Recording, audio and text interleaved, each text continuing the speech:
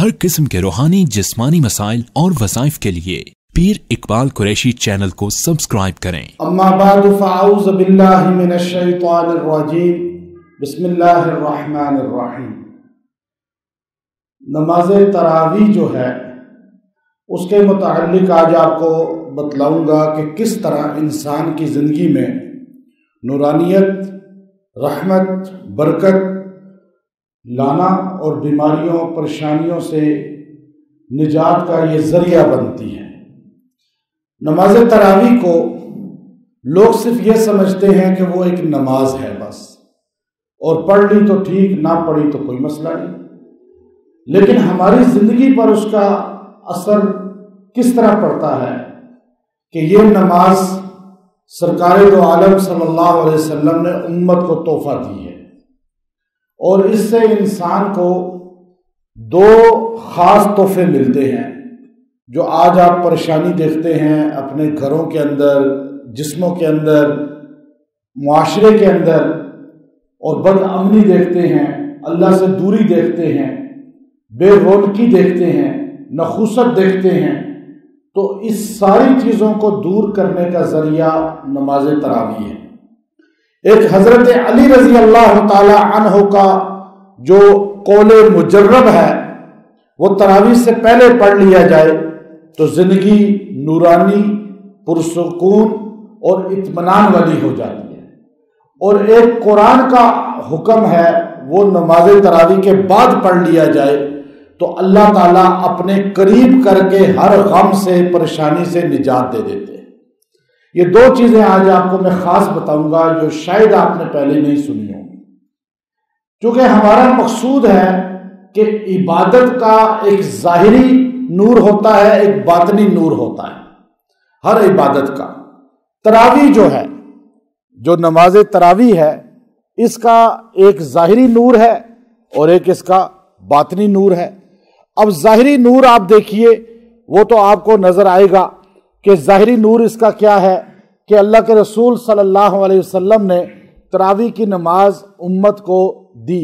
आपने फरमाया कि रमज़ान के महीना में दिन का रोज़ा अल्लाह ने फ़र्ज़ किया है, अल्लाह ने तुम पे फ़र्ज़ किया, कुतिबा अलैकुमुस्सियाम कह के। दिन का रोज़ा किसने दिया? अल्लाह ने।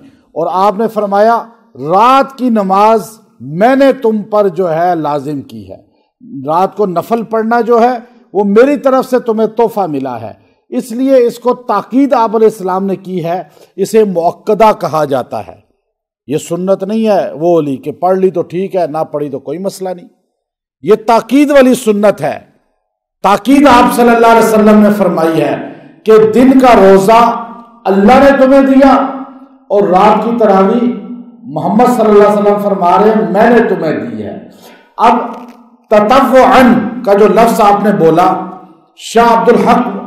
शेख अब्दुल हक जो है रहमतुल्लाह अलैह मुहद्दिस, वो फरमाते हैं इससे उसका लाजिम होना साबित होता है, ये तरावी की नमाज है। शेखुल हदीस मौलाना ज़करिया रहमतुल्लाह अलैह ने भी लिखा कि इससे मुराद जो है तरावी की नमाज है। अब एक तो ताकीद फरमा दी कि तरावी की नमाज की। अब तरावी की नमाज जो है बुखारी शरीफ के अंदर है कि आप सल्लल्लाहु अलैहि वसल्लम ने तरावी की नमाज पढ़ाई, एक रात, 2 रातें, 3 रातें। फिर आप सल्लल्लाहु अलैहि वसल्लम नहीं निकले बाहर, सहाबा इंतजार में बैठे रहे, यहां तक कि आधी रात से ज्यादा वक्त गुजर गया। फिर सहाबा ने अपनी अपनी पढ़ी और उठ के चले गए। अगले दिन आप सल्लल्लाहु अलैहि वसल्लम ने फरमाया मेरे सहाबा, अगर मैं तुम्हें आकर फिर उसकी जमात करा देता और नमाज पढ़ा लेता तो ये नमाज तुम पे ईशा की नमाज की तरह फर्ज हो जाती। ये नमाज तुम पर ईशा की नमाज की तरह फर्ज हो जाती और फिर तुम इसको छोड़ देते तो हद दर्जे गुनाहगार हो जाते, हद दर्जे खताकार हो जाते। तो आप सल्लल्लाहु अलैहि वसल्लम ने उम्मत पर सहूलत फरमाई, आपने उम्मत पर रहमत फरमाई कि आपने उनको जो है तरावी की नमाज को नमाज इशा फजर की तरह फ़र्ज़ नहीं किया, क्योंकि आपका कहना भी फ़र्ज़ हो जाता है। اب آپ دیکھیے حضور صلی اللہ علیہ وسلم کا جو دور نبوت ہے وہ 23 سالہ ہے. اگر آپ سے کوئی پوچھے دور نبوت کتنا ہے تو آپ کیا کہیں گے؟ 23 سالہ. لیکن شاہ ولی اللہ محدث دہلوی رحمۃ اللہ علیہ نے تکلیمات الہی کے اندر لکھا، حجت اللہ البالغہ کے اندر لکھا کہ دور نبوت جو ہے وہ 23 سالہ نہیں بلکہ 53 سالہ ہے. اس لیے کہ نبی صلی اللہ علیہ وسلم نے جب قرآن اتر رہا تھا، قرآن پاک نازل ہو رہا تھا، جب شریعت بن رہی تھی اور شریعت عام ہو رہی تھی، حدیث قرآن یہ نزول کا جو زمانہ ہے وہ ہے 23 سالہ. لیکن اس کو ہر جگہ رائج کرنا، نافذ کرنا، پریکٹیکلی اس کو ہر جگہ پہنچانا، یہ دور صحابہ خلفۂ راشدین میں ہوا. اس لیے جو تکمیل نبوت ہے اس کا زمانہ خلفۂ راشدین کا جمع کر کے بنتا ہے. خالی نزول کا زمانہ وہ 23 سالہ ہے، لیکن تکمیل نبوت کا زمانہ وہ خلفۂ راشدین کا زمانہ ملا کر بنتا ہے. اس لیے کہ جیسے نبی صلی اللہ علیہ وسلم پر قرآن اترا، کعبۃ اللہ یہی تھا، حضور نے فرمایا میری خواہش ہے کہ کعبے کو اسی طرح بنایا جائے جیسے یہاں سے دروازہ نیچے کیا جائے، ادھر سے باہر نکلا جائے. یہ خواہش تھی نبی صلی اللہ علیہ وسلم کی. اس کو بعد میں پورا کیا تھا عبداللہ بن عمر رضی اللہ تعالیٰ عنہ نے. پھر آپ صلی اللہ علیہ وسلم تراویح کی نماز پڑھا رہے ہیں، آپ تراویح کی نماز پڑھا رہے ہیں، 1 دن 2 دن تیسرا دن بھی. پھر آپ صلی اللہ علیہ وسلم کا گویا کہ خواہش ہے کہ تراویح کی نماز میری امت پڑھے، تب تو پڑھائی آپ نے. اگر آپ کی خواہش نہ ہوتی تو آپ 1 دن 2 دن 3 دن پڑھاتے، سوچنے کی بات ہے نا. لیکن آپ تیسرے دن کیوں نہیں آئے؟ کہ آپ نے فرمایا کہ مجھے خوف ہے کہ میں اگر اس کو بار بار پڑھاؤں گا تو میرا کہا بھی اللہ فرض کر دے گا. تو اس لیے آپ صلی اللہ علیہ وسلم نے خاموشی کا اظہار کیا. اور دیکھیں حدیث جو صحیح ہے، صحیح حدیث نہیں ملتی. لوگ یہ کہتے ہیں اب صحیح حدیث جو ہوتی ہے وہ اس کی 5 اس کی جو ہے نشانیاں ہیں. جو کسی حدیث بیان کرنے والے میں 5 خوبیاں ہونی چاہیے. وہ 5 خوبیاں میں نہیں بتاتا کہ وہ لمبی باتیں ہیں، آپ کا اس سے تعلق نہیں ہے، محدثین کا تعلق ہے. 5 خوبیاں جس میں ہوں گی وہ حدیث صحیح ہوگی. لیکن ایک جیسے میں آپ کو کہوں کہ آپ لوگ باہر چلے جائیں، اب آپ آگے سے کہیں کہ ٹھیک ہے جی ہم باہر جاتے ہیں، منہ سے کہیں. ایک ہے کہ آپ خاموشی سے اٹھ کے چلے جائیں. تو دونوں صورتوں میں آپ نے میری بات کو قبول کیا نا، سمجھے بات کو. اب آپ اٹھ کے چلے گئے، بات کو قبول کر لیا، منہ سے بولا ہاں جا رہے ہیں، پھر بھی بات کو قبول کر لیا. یہی ہوتا ہے حدیث کا کہ ایک وہ حدیث صحیح ہوتی ہے جس میں انہوں نے بول دیا کہ ٹھیک ہے جی ہم نے یہ بات سنی ہے اور ہم اس بات کو جو ہے کرنے والے ہیں.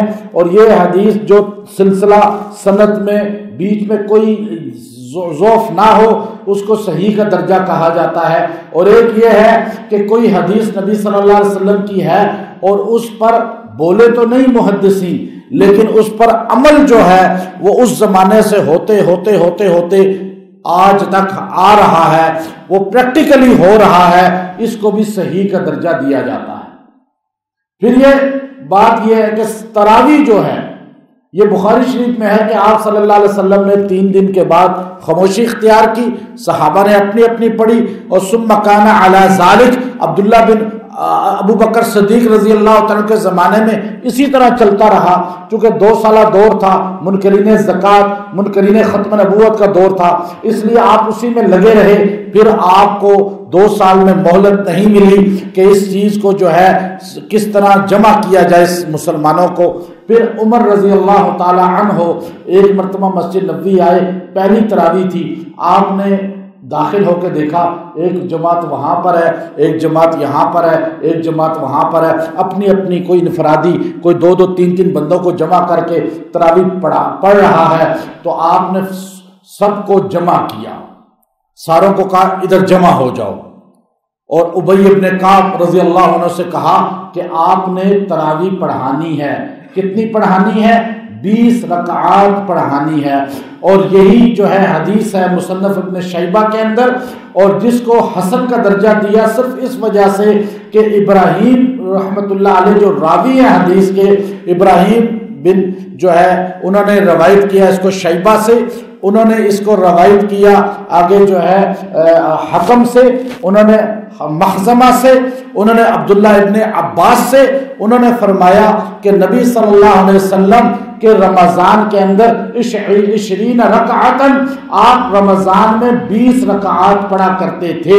یہ مصنف ابن ابی شیبہ کے اندر، بہقی کے اندر، اور جمع الفوائد کے اندر، مستدرک حکم کے اندر یہ روایات اور کتب کے اندر بھی آئی، اور اس کو صرف اس لیے کہ ابراہیم رحمۃ اللہ علیہ جو راوی ہیں ان پہ کچھ لوگوں کو شک تھا کہ یہ ضعف کا درجہ رکھتے ہیں، باقی کثیر تعداد نے ان کو ثقہ لکھا تھا، اس شعبے کی وجہ سے حدیث کو صحیح سے حسن کہا جاتا ہے۔ اب یہ بخاری کے اندر تراویح پڑھتے تھے، اور یہاں پر ہے کہ 20 رکعت پڑھتے تھے۔ اب اس پر توارث بالعمل جو ہے، یعنی جو ترتیب چلی آ رہی ہے دور نبوت سے، کہ عمر رضی اللہ تعالی عنہ نے مسجد نبوی کے اندر داخل ہوئے، آپ نے دیکھا کچھ لوگ اپنی انفرادی پڑھ رہے ہیں، کوئی 2-3 بندے جمع کر کے پڑھ رہے ہیں، کوئی 10 بندے جمع کر کے تراویح پڑھا رہے ہیں، تو آپ نے سب کو جمع کیا اور فرمایا ایک امام پر جمع ہو جاؤ تاکہ تمہاری طاقت، تمہاری شوکت کفار کو نظر آئے۔ اور یہ نبی صلی اللہ علیہ وسلم چاہتے تھے کہ آپ نے 2 دن ایسا کیا ہے، تو جب آپ نے ابی ابن کعب سے کہا کہ آپ آئیں، آپ قاری بنیں، آپ امامت کریں، کیوں کہ آپ کو رسول اللہ صلی اللہ علیہ وسلم نے فرمایا میری امت کے قرہ کا جھنڈا قیامت کے دن ابی کے ہاتھ میں ہوگا۔ ابی آگے بڑھے، عشاء کی نماز کا فتاوی عالمگیری کے اندر ہے، عشاء کی نماز عمر رضی اللہ تعالیٰ عنہ خود پڑھاتے تھے اور پیچھے ہو جاتے تھے، ابی ابن کعب 10 رکعتیں پڑھاتے تھے۔ فتاوی قطار کے اندر ہے کہ 10 رکعت تمیم داری پڑھاتے تھے رضی اللہ تعالیٰ عنہ، پھر وہ پیچھے ہو جاتے تھے، عمر رضی اللہ تعالیٰ عنہ آگے بڑھ کے وطر پڑھاتے تھے۔ 20 رکعت دور عمر رضی اللہ تعالیٰ عنہ سے مسجد نبوی میں شروع ہوئی ہیں، اور آج 1440 کے بعد بھی مسجد نبوی میں کتنی تراویح ہوتی ہے؟ سارے بتائیں، کعبے میں کتنی ہوتی ہے؟ دور عمر سے لے کر آج تک، یہ بھی تو درجہ صحیح کا ہو گیا نا۔ علیکم بسنتی وسنت الخلفاء الراشدین، میرے اور میرے خلفاء کے طریقے، سنت کو پکڑو۔ سنت کہا، نبی کا طریقہ بھی سنت، صحابہ کا طریقہ بھی خلفاء راشدین کا۔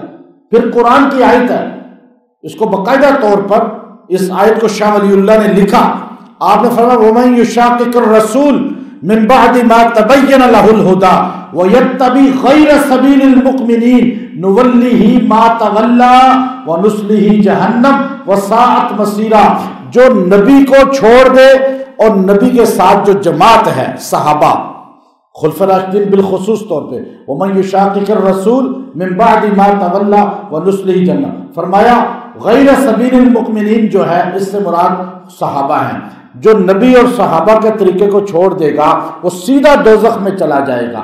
اس لیے فرمایا علیکم بالجماعہ، ید اللہ علی الجماعہ، یہ 2 لفظ ید اللہ علی الجماعہ، امت کی جماعت پر اللہ کا ہاتھ ہے۔ من شذ شذ فی النار، جو جماعت سے نکل گیا وہ سیدھا دوزخ میں جائے گا۔ آج پوری امت کی، امام شافعی ہوں، امام مالک ہوں، امام احمد ہوں، امام ابو حنیفہ ہوں، چاروں کا اجماع ہے کہ تراویح کتنی رکعت ہے؟ اجماع ہے، اور موقوف ہے صحابہ کا، صحابہ سارے کے سارے اس پہ جمع ہے کہ تراویح کتنی رکعت ہے۔ اور نبی صلی اللہ علیہ وسلم کی حدیث مرفوع ہے، جو آپ صلی اللہ علیہ وسلم رمضان اور غیر رمضان میں جو ہے قیام اللیل کی جو حدیثیں ہیں وہ تہجد کی ہیں 8 رکعت کی، اور تراویح میں تراویح کا لفظ کہیں نہیں ہے، وہ قیام اللیل رمضان غیر رمضان کا ذکر ہے کہ آپ رمضان میں بھی 8 رکعتیں پڑھتے تھے تہجد کی، اور غیر رمضان میں بھی۔ تراویح کی رکعت پر صحابہ کا اجماع ہے، تراویح کی رکعت پر ائمہ کا اجماع ہے، تراویح کی نماز پر امت کا اجماع ہے۔ सुलहाए उम्मत का। और अब कोई बंदा, आप इस पे किताब उठा लें, अल-यनाबी फी सलात तरावी, अल्लामा साबुनी रहमतुल्लाह अलैह की, अल-यनाबी फी सलात तरावी मूसा तलमसानी रहमतुल्लाह अलैह की, ये किताबें मौजूद हैं कि तरावी की नमाज से 20 रकात है। और इसको 20 का लफ्ज से कहा क्यों कि 20 से कम तरावी नहीं होती, 20 से जायद पढ़ी गई है। अल्लामा इमाम मालिक रहमतुल्लाह अलैह 36 रकात तरावी पढ़ाया करते थे। आपसे पूछा गया कि 36 आप क्यों पढ़ते हैं, तो आपने फरमाया कि मुझे मक्का वालों का फेल पता चला कि मक्का वाले 4 रकात पढ़ने के बाद तवाफ करते हैं और फिर आकर 4 रकात पढ़ते हैं, फिर तवाफ करते हैं, फिर 4 रकात पढ़ते हैं। तो 20 रकात में कितने तवाफ हुए? 4 तवाफ हो गए ना। तो आपने फरमाया हम तो मदीने में हैं, तो हम तो तवाफ कब्र का कर नहीं सकते, कब्र का तवाफ जायज नहीं है किसी भी कब्र का। तो आपने फरमाया हम 4 रकात जो है नफल पढ़ा करेंगे। तो यूं 4 4 4 वो 16 नफल पढ़ते थे। वो तरावी नहीं होती थी, तरावी 20 ही होती थी।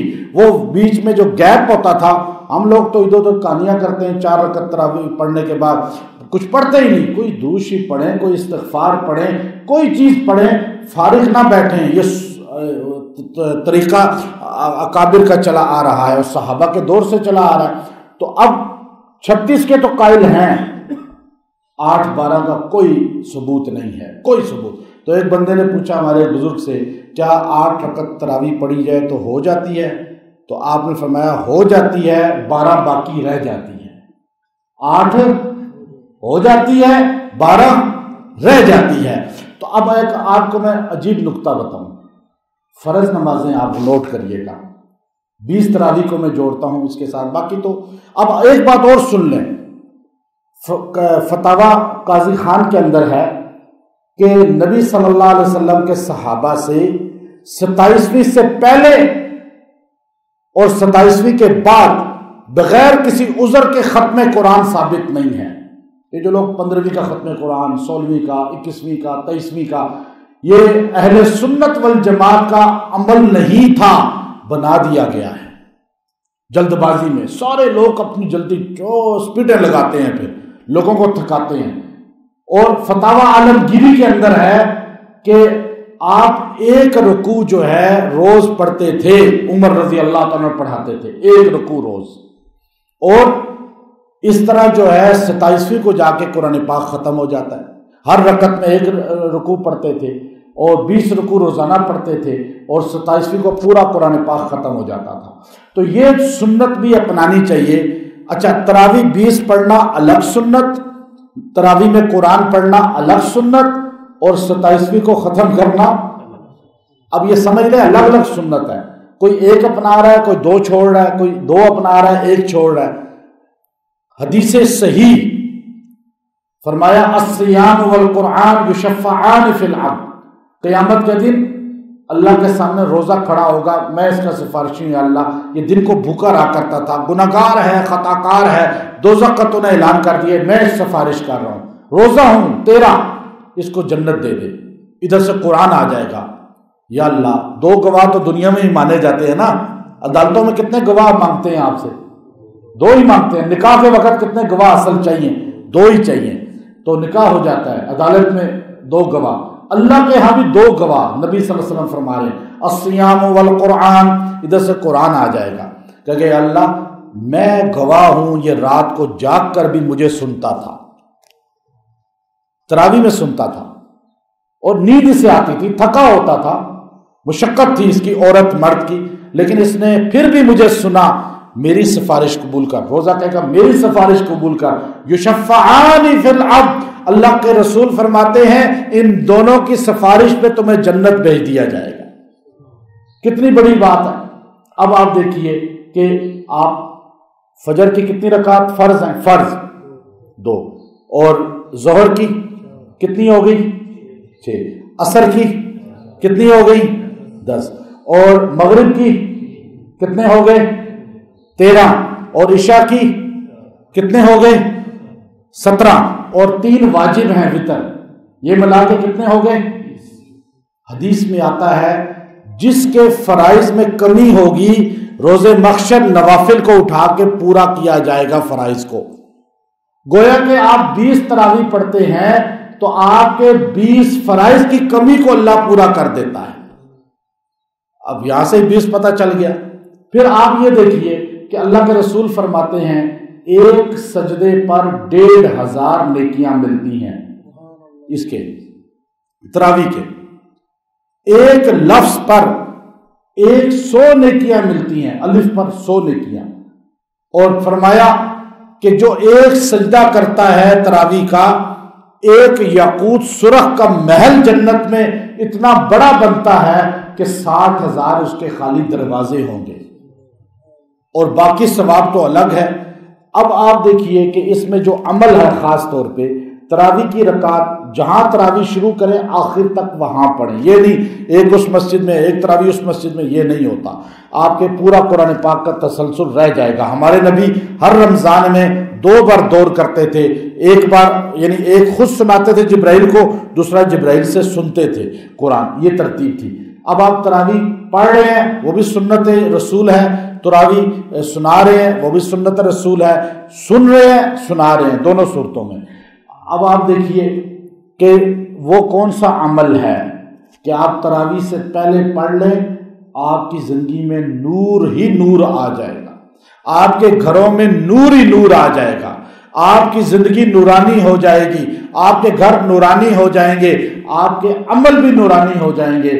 وہ علی المرتضیٰ رضی اللہ تعالی عنہ کوفہ کی جامع مسجد میں داخل ہوئے تو فتاوی عالمگیری کے اندر موجود ہے کہ آپ جب داخل ہوتے ہیں، قدم رکھتے ہیں تو مسجد بھری ہوتی ہے. پہلی تراویح کا دن ہوتا ہے اور تراویح میں قرآن پڑھا جا رہا ہوتا ہے اور نمازی بھرے ہوئے ہوتے ہیں، تو آپ کے منہ سے ایک دم نکلتا ہے اللہم نور قبر عمر کما نور لنا مساجدنا.